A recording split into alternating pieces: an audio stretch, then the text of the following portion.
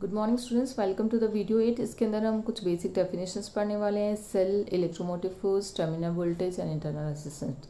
सबसे पहले हम इलेक्ट्रिक सेल से स्टार्ट करते हैं। Electric cell is device which continuous flow of charge in the circuit और electric current by the chemical action. जैसा कि हम जानते हैं कि जो हमारा इलेक्ट्रिक सेल होता है वो केमिकल एनर्जी को इलेक्ट्रिक एनर्जी में कन्वर्ट करके देता है और ये हमारी करंट की फ्लो के लिए रिस्पॉन्सिबल होता है। और अगर हम इसकी स्ट्रक्चर की बात करते हैं, जो हमारा इलेक्ट्रिक सेल होता है उसके अंदर दो मेटल रॉड जो होती हैं, जैसे हम इसका स्ट्रक्चर इस तरीके से बना सकते हैं। इसके अंदर दो मेटल रॉड जो होती हैं जिसको हम इलेक्ट्रोड्स कहते हैं, और ये जो है एक सोल्यूशन के अंदर डिप रहती है। इस सोल्यूशन को हम इलेक्ट्रोलाइट कहते हैं। और एक सिंपल एग्जांपल ले सकते हैं कि जैसे अगर सपोज हमारे पास पानी है और पानी के अंदर अगर हम थोड़ा सा हाइड्रोक्लोरिक एसिड या सल्फ्यूरिक एसिड ऐड कर देंगे तो वो इलेक्ट्रोलाइट बन जाता है। तो जैसे हम हाइड्रोक्लोरिक एसिड को पानी के अंदर ऐड करते हैं तो वो हाइड्रोजन एंड क्लोराइड आयंस में कन्वर्ट हो जाता है। तो यानी कि जो इलेक्ट्रोलाइट होता है उसके अंदर पॉजिटिव और नेगेटिव आयंस दोनों प्रेजेंट रहते हैं। और जो ये हमारे पॉजिटिव आयंस होते हैं वो एक इलेक्ट्रोड की तरफ मूव करते हैं, और जो नेगेटिव आयंस होते हैं वो दूसरे इलेक्ट्रोड की तरफ मूव करते हैं, और वहाँ पे जो हमारे आयंस का जो है एक्यूमुलेशन स्टार्ट हो जाता है, जिसकी वजह से एक इलेक्ट्रोड जो है वो नेगेटिव बन जाता है, दूसरा जो इलेक्ट्रोड है वो पॉजिटिव बन जाता है। When a wire is connected to these electrodes, then the current flow in this wire। और जैसे हम इस के जो दोनों इलेक्ट्रोड्स के बीच में को अगर हम एक वायर से कनेक्ट कर देते हैं तो जो हमारा वायर होता है उसके अंदर करंट फ्लो होना शुरू कर देती है। And in the cell, a chemical action takes place in such a way that the electrons remain populated by the charges। और ऐसा नहीं है कि एक बार चार्ज का एक्यूमुलेशन होने के बाद जो रिएक्शन है वो स्टॉप हो जाती है, वो रिएक्शन कंटिन्यूस चलती रहती है। और जो चार्ज है, जो हमारे आयंस हैं, वो इलेक्ट्रोड और कैथोड की तरफ जो है वो मूव करते रहते हैं। और जो हमारा आउटर सर्किट होता है उसके अंदर जो इलेक्ट्रॉन्स होते हैं वो हमेशा नेगेटिव, क्योंकि हमने देखा कि एक इलेक्ट्रोड के ऊपर जो है पॉजिटिव आयन है तो उसको हम एनोड कहते हैं, और दूसरे के ऊपर नेगेटिव आयन है उसको हम कैथोड कहते हैं। तो जो आउटर सर्किट होता है उसमें जो इलेक्ट्रॉन्स होते हैं वो नेगेटिव इलेक्ट्रोड से पॉजिटिव इलेक्ट्रोड की तरफ जाते हैं, और सेल के अंदर जो इलेक्ट्रॉन्स होते हैं वो एनोड से कैथोड की तरफ मूव करते हैं। In this way, electrons complete one cycle and the current flows in the outer circuit continuously। इस तरीके से जो इनका मूवमेंट होता है जिसकी वजह से जो हमारा आउटर सर्किट है उसमें करंट का फ्लो मेंटेन रहता है। अब हमारी जो नेक्स्ट टर्म आती है वो हमारी इलेक्ट्रोमोटिव फोर्स ऑफ सेल है। इलेक्ट्रोमोटिव फोर्स को हम शॉर्टकट में ईएमएफ कहते हैं। तो बेसिकली यहाँ पर एक फोर्स टर्म आ रही है, लेकिन ये फोर्स नहीं होता है, और जो कन्वेंशनली जो है इस टर्म को बहुत टाइम से यूज़ किया जा रहा है, इसलिए हम इसको as it is electromotive force EMF लेते हैं। In electric circuit for continuous flow of charge, जैसा कि हम जानते हैं कि हमारे को अगर किसी एक्सटर्नल सर्किट के अंदर करंट के फ्लो को मेंटेन करना है तो जो चार्ज है वो भी चार्ज का भी कंटिन्यूस फ्लो होना चाहिए, और इसके लिए कुछ वर्क डन करना पड़ता है सेल को। तो जो ये वर्क डन जो सेल करता है उसको हम ईएमएफ के नाम से जानते हैं। In the chemical process inside the cell, some energy is gained and is used for the flow of charge। जो हमारी सेल होता है उसके अंदर जो एनर्जी होती है वो केमिकल एनर्जी के फॉर्म में स्टोर रहती है, और जैसे जैसे चार्ज जो है वो फ्लो करता है तो ये एनर्जी जो है वो कंज्यूम होती जाती है। And in this way the cell converts chemical energy to the electrical energy. Basically जो इलेक्ट्रोमोटिव फोर्स है वो किसी भी सेल की एक कैरेक्टरिस्टिक्स प्रॉपर्टी होती है and depends upon the plates and the electrolyte used in the cell. And अभी जैसे मैंने आपको बताया कि जो इलेक्ट्रोमोटिव फोर्स होता है वो कोई फोर्स नहीं है, बल्कि इसको हम एनर्जी की तरीके से इसको समझ सकते हैं कि ये जो एनर्जी होती है जो सेल हमें देता है किसी भी यूनिट चार्ज को, जिसकी वजह से वो चार्ज जो है सर्किट में कंटिन्यूस में फ्लो हो सकता है। सो हम इसकी डेफिनेशन को किस तरीके से ले सकते हैं? It can be defined as the energy given by the cell to flow a unit charge in the whole circuit. मतलब पूरे एक यूनिट चार्ज को पूरे सर्किट में फ्लो करने के लिए जितनी एनर्जी की ज़रूरत पड़ती है, and this amount of energy is known as the electromotive force of the cell. अगर हम ये कह रहे हैं कि अगर जो हमारा जो सेल है वो हमारा जो सेल है वो W जो है वो वर्क डन कर रहा है Q चार्ज को फ्लो करवाने के लिए, तो उसके अकॉर्डिंग हम जो ईएमएफ सेल है उसको किस तरीके से डिफाइन कर सकते हैं? This is equal to W/Q। और नॉर्मली हम जानते हैं कि जो वर्क डन होता है उसको हम जूल में एक्सप्रेस करते हैं, और जो चार्ज होता है उसको कूलम में एक्सप्रेस करते हैं। तो जो हमारी ईएमएफ की यूनिट होगी वो जूल पर कूलम या वोल्ट्स हो सकती है। उसके बाद हमारे पास नेक्स्ट टर्म आ रही है internal resistance of the cell. हमने रेसिस्टेंस ज़रूर पढ़ा है, जैसे हम कंडक्टर के बारे में पढ़ते हैं, तो जब इलेक्ट्रॉन्स मूव करते हैं तो उनको एक डिस्टर्बेंस जो है वो फील करते हैं, और उस डिस्टर्बेंस को हम रेसिस्टेंस कहते हैं। तो सेम चीज़ जो है वो सेल के अंदर भी होती है, क्योंकि अभी जस्ट हमने सेल का स्ट्रक्चर लिया था, तो हमने सेल के स्ट्रक्चर में लिया था कि 2 इलेक्ट्रोड्स होते हैं, और ये इलेक्ट्रोड्स होते हैं इलेक्ट्रोलाइट में डिप रहते हैं, और इस जो इलेक्ट्रोलाइट होता है इसमें पॉजिटिव आयंस और नेगेटिव आयंस प्रेजेंट रहते हैं। तो जो हमारे पॉजिटिव आयंस जब मूव करते हैं तो बेसिकली, और नेगेटिव आयंस जब मूव करते हैं तो हमारी करंट का फ्लो मेंटेन होता है।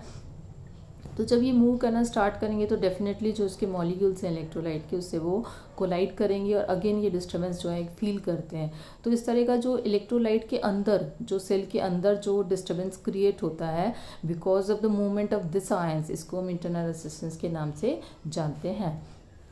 So when a cell is connected to an external circuit, then the current flows from positive to negative terminal, and in the cell current flows from the negative to the positive terminal. Electrolyte in the cell resist the path of current. तो हमारा जो electrolyte जो है current की path को किस तरीके से रेसिस्ट कर रहा है, और जो रेसिस्टेंस जो है इलेक्ट्रोलाइट जब ऑफर करता है तो उसको हम internal resistance of the cell कहते हैं। उसके बाद हमारे पास नेक्स्ट टर्म आ रही है terminal voltage of the cell. Terminal voltage को समझने से पहले हमें ये समझना पड़ेगा कि जो ईएमएफ है और टर्मिनल वोल्टेज में क्या डिफरेंस होता है, क्योंकि जब हम किसी सेल को लेते हैं और उसके इलेक्ट्रॉन्स के बीच का जो पोटेंशियल डिफरेंस है, अगर हमने इसको सर्किट में कनेक्ट नहीं किया तो वो इलेक्ट्रोमोटिव फोर्स कहलाएगा। लेकिन जैसे हमने उस सेल को सर्किट के अंदर कनेक्ट कर दिया और करंट फ्लो होना स्टार्ट हो जाएगी, तो जो पोटेंशियल ड्रॉप होगा उसको हम टर्मिनल वोल्टेज के नाम से जानते हैं। यानी कि टर्मिनल वोल्टेज जो है वो क्लोज सर्किट से रिलेटेड टर्म है, और जो ईएमएफ है वो ओपन सर्किट से रिलेटेड टर्म है। तो आप इसको इस तरीके से डिफ्रेंशिएट कर सकते हैं। Operating potential difference between the plates of a cell, यानी कि जैसे हमने सेल को सर्किट के अंदर इंट्रोड्यूस किया, जैसे अगर सपोज हमने अपना सेल बनाया है तो इसका जो अभी ईएमएफ है वो ई है, लेकिन जैसे ही हमने इसको एक्सटर्नल सर्किट के अंदर कनेक्ट किया तो इसकी दोनों जो इलेक्ट्रोड्स है इसके बीच का जो पोटेंशियल डिफरेंस है वो ड्रॉप हो जाता है, और इस जब करंट फ्लो करना शुरू करती है तो इन दोनों इलेक्ट्रोड्स के बीच का जो पोटेंशियल डिफरेंस होगा उसको हम टर्मिनल वोल्टेज के नाम से जानते हैं। So basically when the current flow in an external circuit by the cell, then the potential difference between the two terminals of the cell is called as the terminal voltage. उसके बाद हमें एक relation derive करना है कि terminal voltage में, EMF में और internal resistance of the cell में क्या रिलेशन होता है। इसके लिए आपको सबसे पहली चीज़ जो ध्यान रखनी है वो ये ध्यान रखनी है कि जब भी हम सेल की बात करेंगे तो जब भी आपको इस तरीके से सेल डिफाइन करना है तो हम इसके जो इंटरनल रेसिस्टेंस है उसको स्मॉल आर से डिनोट करते हैं, और जो ईएमएफ होता है उसको कैपिटल ई से डिनोट करते हैं। तो अभी हमने ये लिया कि ई और R are the EMF internal resistance of the cell and it is connected in an external circuit by which a current I flows up to time T, then the work done. जैसे कि हम जानते हैं कि जो EMF है उसका क्या काम है, उसका काम है चार्ज के फ्लो को मेंटेन करके रखना। तो बेसिकली अभी जो हम फर्स्ट वर्क डन निकाल रहे हैं, ये जो हमारा वर्क डन है ये बेसिकली सेल का ईएमएफ के थ्रू जो वर्क डन होने वाला है चार्ज को मेंटेन करने के लिए वो होगा। और इसकी जो हमारी पोटेंशियल डिफरेंस की डेफिनेशन थी उसके हिसाब से V किसके बराबर होता है, W/Q के, और यहाँ पे हम V की जगह क्या यूज़ करने वाले हैं, EMF। तो W = किसके बराबर हो जाएगा, EQ, एंड Q हम जानते हैं IT के बराबर होता है। तो जो हमारा टोटल वर्क डन है, जो हमारा सेल करेगा उस पूरे चार्ज को फ्लो करने के लिए, that will be W = EIT। अभी हमने देखा था कि जैसे हमने उस सेल को किसी एक्सटर्नल रेसिस्टेंस के साथ में जब कनेक्ट कर दिया तो जो हमारा रेसिस्टेंस है, अब हम इसका सर्किट जो है वो दोबारा बना लेते हैं। जैसे ये हमारा एक्सटर्नल जो है रेसिस्टेंस है, अब जैसे हम इसको सर्किट के अंदर इंक्लूज करते हैं सेल को, तो यहाँ पर जो हमारा पोटेंशियल डिफरेंस है वो हमारा V होता है, और यहाँ पर भी कुछ एक्सटर्नल वर्क डन होगा क्योंकि करंट को हमें फ्लो करना है। तो जो हमारा एक्सटर्नल वर्क डन होता है वो VIT के बराबर होगा। इसी तरीके से जब हमारी चार्ज जब कंटिन्यूएशन में फ्लो होता है तो जब वो सेल के अंदर से गुजरेगा, जब वो उसके अंदर सेल के अंदर से गुजरेगा, क्योंकि सेल का भी एक इंटरनल रेसिस्टेंस है, क्योंकि सेल का अगर इंटरनल रेसिस्टेंस है तो वहाँ पहुँचने के बाद उसका अब जो पोटेंशियल डिफरेंस है वो ईएमएफ नहीं है, अब उसका पोटेंशियल डिफरेंस जो है वो ड्रॉप हो चुका है, वो किसके बराबर है, वी डैश के।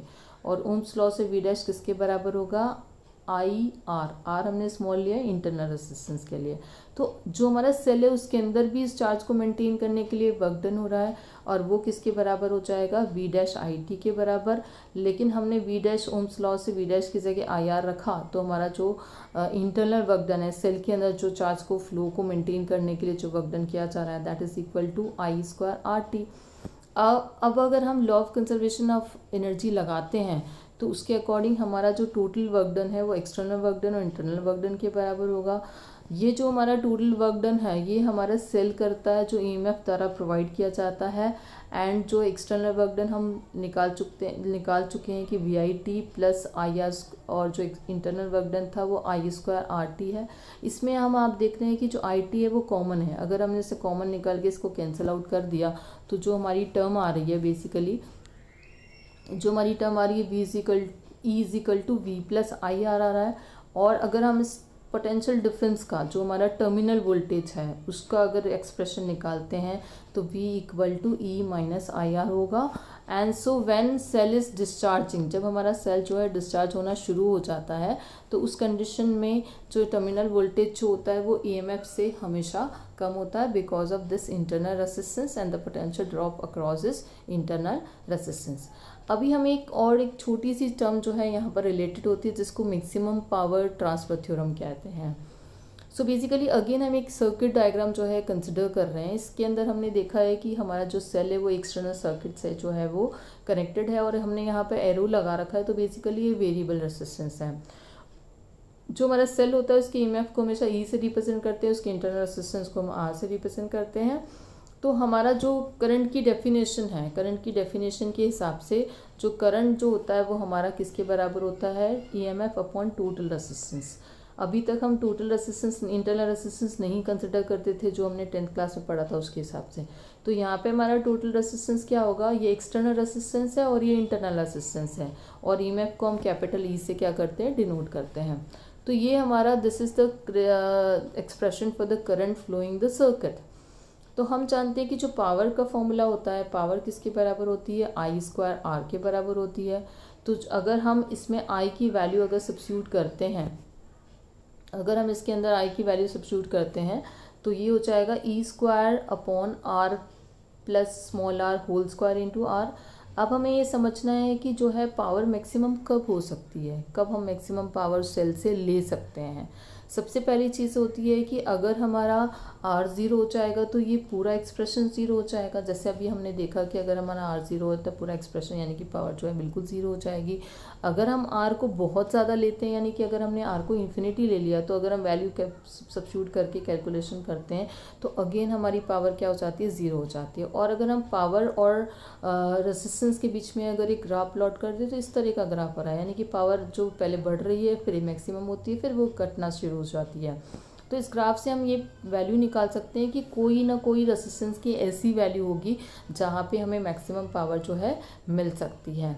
तो इसको मैक्सिमम पावर को निकालने के लिए हम क्या करेंगे कि जो ये वाला हमारा एक्सप्रेशन है इसको हम डिफ्रेंशिएट करेंगे। इसको डिफ्रेंशिएट करने का मतलब क्या हो गया कि हमें D P upon D R निकालना है, और D P upon D R निकालने के बाद में हमें पता चलता है कि जब हमारा जो एक्सटर्नल रेजिस्टेंस है, जब हमारा external resistance internal resistance of cell के बराबर होता है, तब हमारी पावर जो है मैक्सिमम होती है। और मैक्सिमम पावर का जो फॉर्मूला है वो आता है ई स्क्वायर अपॉन 4r, और इसको हम मैक्सिमम पावर थ्योरम कहते हैं।